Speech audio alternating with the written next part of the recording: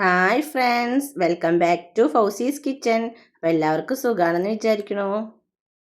ഇന്ന് ഞാൻ പറമ്പിലൂടെ നടക്കുമ്പോഴാണ് ഈ ഇല എൻ്റെ ശ്രദ്ധയിൽപ്പെട്ടത്. ഇതിന് ഞങ്ങളുടെ അവിടെ ആനത്തൂവ എന്ന് പറയും, ചിലർ ഇതിന് ചൊറിയനില എന്നും പറയും.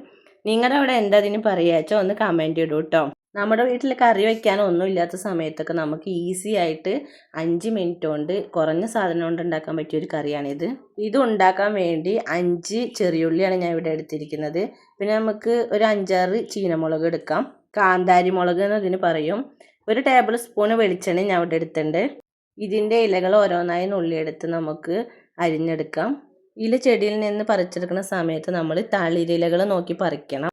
ഇതിൻ്റെ ഇലകളിന്മേലൊക്കെ ഒരു വെള്ള പൊടി ഉണ്ടാവും. ആ പൊടി നമ്മുടെ കൈമാവുമ്പോഴാണ് കൈ ഭയങ്കര ചൊറിച്ചിൽ വരുന്നത്. ആ പൊടി നന്നായി കഴുകി കളഞ്ഞിട്ടുണ്ടെങ്കിൽ ചൊറിച്ചിൽ ഒരു പരിധി വരെ മാറും. ഞാൻ ഗ്ലൗസൊക്കെ ഊരി മാറ്റിയിട്ട് വെളിച്ചെണ്ണ തേച്ചിട്ടാണ് ഇവിടെ അരിഞ്ഞിരിക്കുന്നത്. നിങ്ങൾ ഗ്ലൗസ് ഇട്ടിട്ട് അരിഞ്ഞാൽ മതി. എൻ്റെ കൈ ചെറുതായിട്ട് ചൊറിച്ചിലൊക്കെ വന്നിരുന്നു. കുറച്ച് സമയം കഴിഞ്ഞപ്പോൾ അത് മാറും ചെയ്തു. ഇനി നമുക്ക് ഇതിലേക്ക് എടുത്തു വെച്ച ചുവന്നുള്ളി ഓരോന്നായി ചതച്ചെടുക്കാം. ചൊറിയനില എന്ന് കേൾക്കുമ്പോൾ എല്ലാവരും വിചാരിക്കും ഇത് കറി വെച്ചാലും ചൊറിയുമെന്ന്. പക്ഷേ ഇത് നല്ല ടേസ്റ്റാണ് കേട്ടോ. നമ്മൾ മത്തൻ്റെയും പയറിൻ്റെ ഒക്കെ ഇല വെക്കില്ലേ, അതുപോലത്തെ ഒരു ടേസ്റ്റാണ്. ഇത് ചൊറിയത്തില്ല. അപ്പോൾ നമുക്ക് ഇനി ഇതിലേക്ക് കാന്താരി മുളക് എടുത്ത് വെച്ചതും കൂടി ചതച്ചിട്ട് നമുക്ക് ഈ രണ്ടും കൂടി കറി വെക്കാൻ വേണ്ടി ഉദ്ദേശിക്കുന്ന പാത്രത്തിലേക്ക് ഇട്ട് കൊടുക്കാം. ഞാനിവിടെ മൺചട്ടിയാണ് എടുത്തിരിക്കുന്നത്. പിന്നെ നമുക്കിതിലേക്ക് 2 കപ്പ് കഞ്ഞിവെള്ളവും 1 കപ്പ് പച്ചവെള്ളവും ആവശ്യത്തിന് ഉപ്പും ചേർത്ത് കൊടുക്കാം. ഇനി നമുക്ക് ഇത് ഫ്ലെയിം ഓൺ ചെയ്ത് അടുപ്പിൽ വയ്ക്കാം. നന്നായി തിളച്ച് വരുന്നവരെ നമുക്കിത് അടച്ചു വയ്ക്കാം.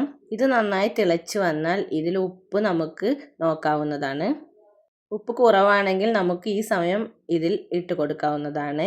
പിന്നെ നമുക്ക് ഈ ചൊറിയനില ഇതിൽ ഇട്ട് കൊടുക്കാം. ഇല മുഴുവൻ വെള്ളത്തിൽ മുങ്ങാൻ വേണ്ടിയിട്ട് നമുക്ക് തവി ഉപയോഗിച്ചൊന്ന് എല്ലാ ഭാഗത്തു കൂടിയും ഇളക്കി കൊടുക്കാം. ഇത് വളരെ പെട്ടെന്ന് തന്നെ വെന്ത് കിട്ടുന്ന ഒരു ഇലയാണ്. എൻ്റെ കുട്ടിക്കാലത്തൊക്കെ എൻ്റെ വല്യമ്മ ആഴ്ചയിൽ ഒരു ദിവസം ഇലക്കറി ഞങ്ങളുടെ വീട്ടിൽ ഉണ്ടാക്കുമായിരുന്നു. ഓരോ ആഴ്ചയിലും ഓരോ തരം ഇലക്കറികളാണ്. ഈ ആഴ്ച മുരിങ്ങയിലയാണെങ്കിൽ അടുത്ത ആഴ്ച ചീരയിലയാവും. പിന്നെ അടുത്തത് മത്തനില, പയറില. ഇതിൽ ഏതെങ്കിലും ഒരാഴ്ച ഈ ചൊറിയനും ഉണ്ടാകും. ഇപ്പോൾ നമ്മുടെ കറി ആയിട്ടുണ്ട്. ഇനി നമുക്ക് ഫ്ലെയിം ഓഫ് ചെയ്യാം. എന്നിട്ട് നമുക്ക് വെളിച്ചെണ്ണ അതിലേക്ക് ഒഴിച്ചു കൊടുക്കാം. ഇത് നന്നായി യോജിപ്പിച്ച് നമുക്കിത് അടച്ചു വയ്ക്കാം. ഇപ്പോൾ നമ്മുടെ കറി ഇവിടെ റെഡി ആയിട്ടുണ്ട്. ഇതൊരു നിസ്സാരക്കാരനല്ല കേട്ടോ, ഹെൽത്തി ആൻഡ് ടേസ്റ്റിയാണ്.